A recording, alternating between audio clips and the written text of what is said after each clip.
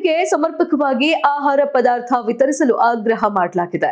ಸುರಪುರ ತಾಲೂಕಿನ ಸರ್ಕಾರ ನೀಡುವ ಆಹಾರ ಪದಾರ್ಥಗಳನ್ನು ಅಂಗನವಾಡಿಗಳಿಗೆ ಸಮರ್ಪಕವಾಗಿ ವಿತರಿಸಬೇಕೆಂದು ಆಗ್ರಹಿಸಿ ಬುಧವಾರ ನಗರದಲ್ಲಿ ರಾಜ್ಯ ದಲಿತ ಸಂಘರ್ಷ ಸಮಿತಿ ಕ್ರಾಂತಿ ತಹಶೀಲ್ದಾರ್ಗೆ ಮನವಿಯಿಂದ ಸಲ್ಲಿಸಲಾಯಿತು.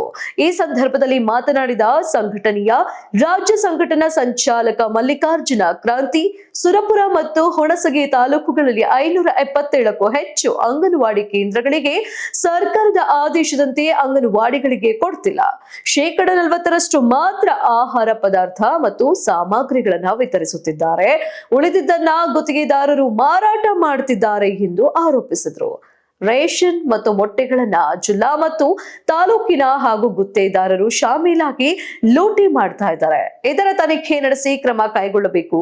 ವಿಳಂಬ ಧೋರಣೆ ಅನುಸರಿಸಿದ್ರೆ 2026 ಜನವರಿ 8ರಂದು ಪ್ರತಿಭಟಿಸುತ್ತೇವೆ ಎಂದು ಎಚ್ಚರಿಕೆ ನೀಡಿದರು.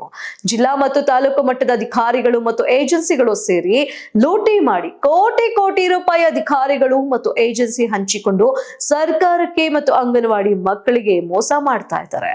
ಇದಕ್ಕೆ ವಿರೋಧ ಮಾಡಿದ ಅಂಗನವಾಡಿ ಕಾರ್ಯಕರ್ತೆಯರಿಗೆ ಅಧಿಕಾರಿಗಳು ಕಿರುಕುಳ ಕೊಡ್ತಾ ಇದ್ದಾರೆ. ಉಳಿದ ರೇಷನ್ ಮೊಟ್ಟೆಗಳನ್ನ ಸ್ಥಳೀಯ ಉಪ ಏಜೆನ್ಸಿಯವರಿಗೆ ನೀಡ್ತಾ ಇದ್ದಾರೆ. ಇದರಿಂದ ರಾಜಾರೋಷವಾಗಿ ಮೊಟ್ಟೆ ಲೂಟಿ ಮಾಡುವ ವ್ಯವಸ್ಥೆ ನಡೆಯುತ್ತಿದೆ ಎಂದು ಆರೋಪಿಸಿದರು. 557ಕ್ಕೂ ಹೆಚ್ಚು ಅಂಗನವಾಡಿ ಕೇಂದ್ರಗಳಿಗೆ ಸರ್ಕಾರದ ಆದೇಶದಂತೆ ರೇಷನ್ ಮತ್ತು ಪೌಷ್ಟಿಕ ಆಹಾರದ ಸಾಮಗ್ರಿ ಹಾಗೂ ಮೊಟ್ಟೆಯನ್ನ ಕೊಡಬೇಕು. ಇಲ್ಲದಿದ್ದರೆ ಜನವರಿ 8ರಂದು ನಗರದ ಮಹಾತ್ಮ ಗಾಂಧಿ ವೃತ್ತದಲ್ಲಿ ರಸ್ತೆ ತಡೆದು ಪ್ರತಿಭಟನೆ ನಡೆಯಲಿದೆ ಎಂದು ತಿಳಿಸಿದರು. ಅಜಯ್ ಜಿಸಾಬ್ ಐಕೂರು, ಡಾಕ್ಟರ್ ಮಲ್ಲಿಕಾರ್ಜುನ ಆಶಿನಾಳ, ರವಿಚಂದ್ರ ಪೊಮ್ಮನಹಳ್ಳಿ, ಮಾನುಗುರಿಕಾರ, ಮಲ್ಲಿಕಾರ್ಜುನ ಎಂ ತಳ್ಳಳ್ಳಿ, ಮಾನಪ್ಪ ಬಿಜಾಸ್ಪುರ, ಮಹದೇವಪ್ಪ ಬಿಜಾಸ್ಪುರ, ಬಸವರಾಜ ಶಳ್ಳಗಿ, ಮಹೇಶ್ ಯಾದಗಿರಿ, ಚಿಟ್ಟಪ್ಪ ನಾಗರಾಳ ಸೇರಿದಂತೆ ಇತರರು ಉಪಸ್ಥಿತರಿದ್ದರು. ಓಂ ನಮೋ ಭಗವತೆ.